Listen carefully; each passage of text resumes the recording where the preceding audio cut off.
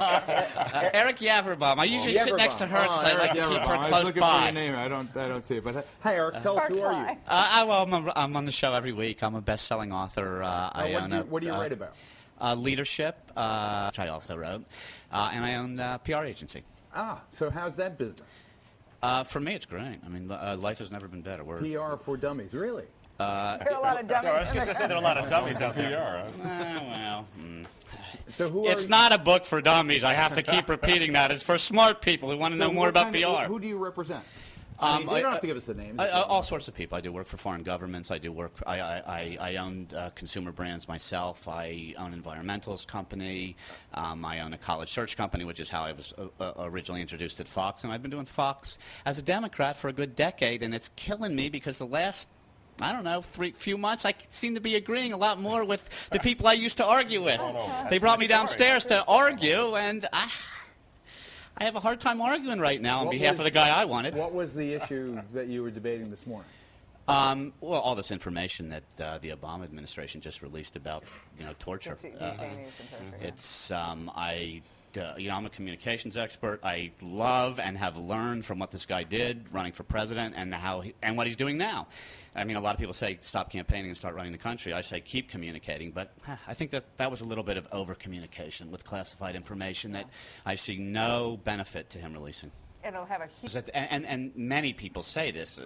You guys may beg to differ, but is to be able to tell the difference between when they actually don't know anything, but the torture goes on, and they really do know something. Right. When do you? I mean, it's hard to draw that line.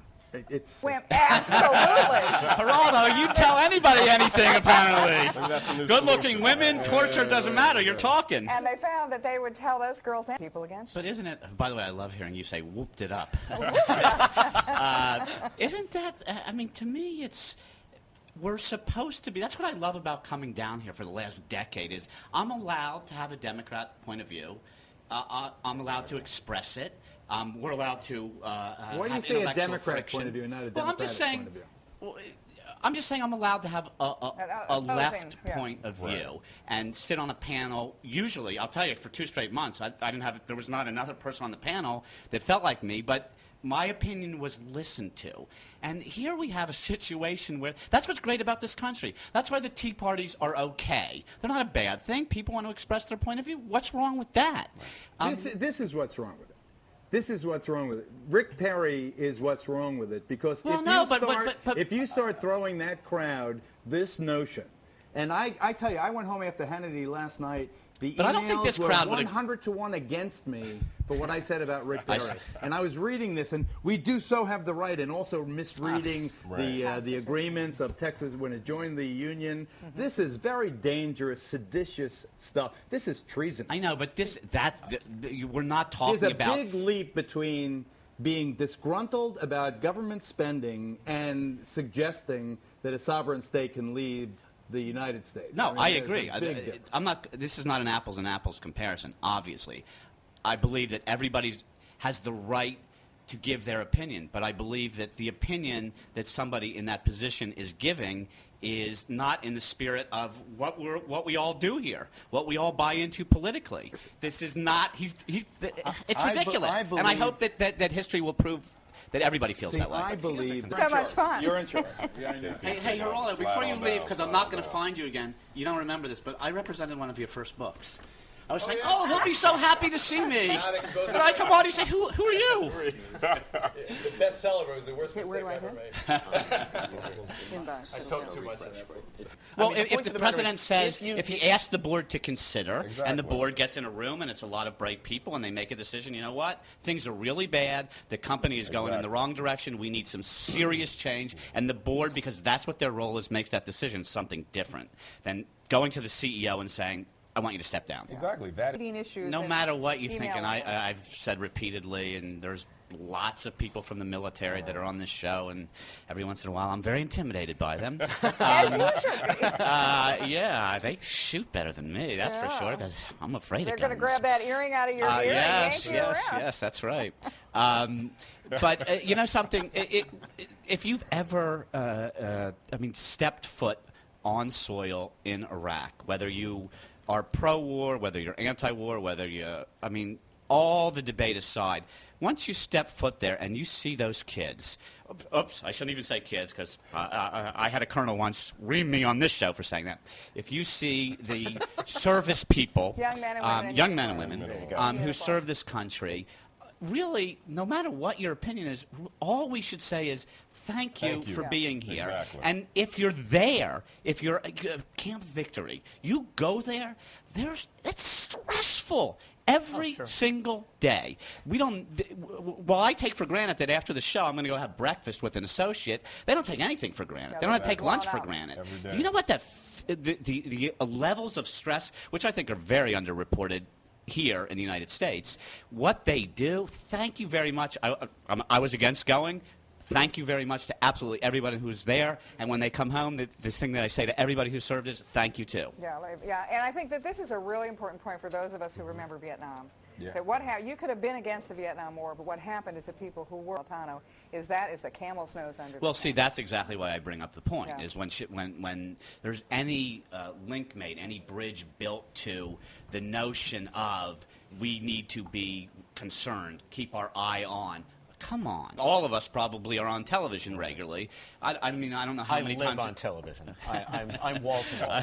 This building, just in the elevators. I need a bed in the elevators. I can never get home. But, you know, do we ever say, in the heat of a debate, do we ever maybe say something wrong? Maybe we do. I think Leonard's got a point. That's a podium. That's a public official. We're not, you know, we may say stupid yes, dumb it things, is, but think about Henry Kissinger. Kissinger, during Watergate. My old boss. Your old boss. I worked for him for 7 years. Who, you know, I sat in on many lectures at Georgetown that he gave. And so much of what I do for a living is I learned from him. And one of the stories he told me, and Bob Woodward told me many years later was true, was that his attitude, and he even said it once in front of the White House press corps, was, this is during Watergate, unprecedented time. Press is going after a sitting U.S. president. Does anybody have any questions for the answers I'm already giving? People, when you have time to prepare and you are comfortable enough in front of a microphone with very bright people on the other side, these are the best journalists. They're in the White House that are going after you. And you can get every answer right. You're really good at what you do. And Ari messed up that day. Concern with the American. I believe that, like when we talked about, and we talked about it here, the stimulus package. The bill itself, I believe, was 1,100 pages. That's right. Right. Well, you know, and how many, and not that anybody's raising their hand, people actually read that? I did try. I have a high IQ. I've written 6 books. It really, like, it was good bedtime reading, and I could get through 9 or 10 pages. Right. And in its totality, I did 30. But to read 1,100 pages in the brief period of time that they had to read, and, you know, make a vote while we're all under pressure, while everybody's panicking, it wasn't even and we're printed losing when they voted. By the way. So Don't you agree that that's the problem? Yeah, absolutely, sure. Absolutely Every single person in this country. I think it's That's right. very important. And we should be interested. And that's part of the problem is everybody needs to be interested. Right. Everybody needs to, if you want to complain about what we're doing, make sure that you read what we're doing first before you start complaining. And then, I mean, like what you guys are doing is, to me, the most educated Americans on the political process, on the way that legislation happens in this country, on the way the pulse of the country moves, the more educated we all are, the better, no matter what our opinions are. I love, that's what, you know, 2 weeks ago I said on the show, intellectual friction. Intellectual friction is a really good thing. It gets us better answers. We're allowed to have different points of view. Let's have a good, healthy debate and discussion about it. Yeah.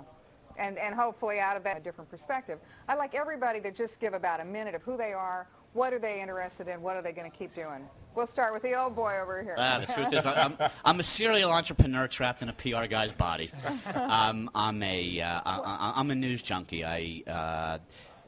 Because I've run PR agencies for almost 30 years now, and I write books. And so what's your big cause? I mean, what do you really fiercely believe in? Well, what gets you up in the morning? Well, one of Coffee? Strzok is not here today. Plug. No, Happening was an environmental group that I started to promote the virtues of bottled water versus tap water. That gets me up in the morning. But this gets me up in the morning, and it should get everybody up in the morning. I mean, coming down here gets me up in the morning because we all need to talk. We need to disagree. We need to agree to disagree, and we need the best answers we can possibly get. That's what gets me up in the morning, and everybody in this country should be doing the same thing now. Fabulous. Okay.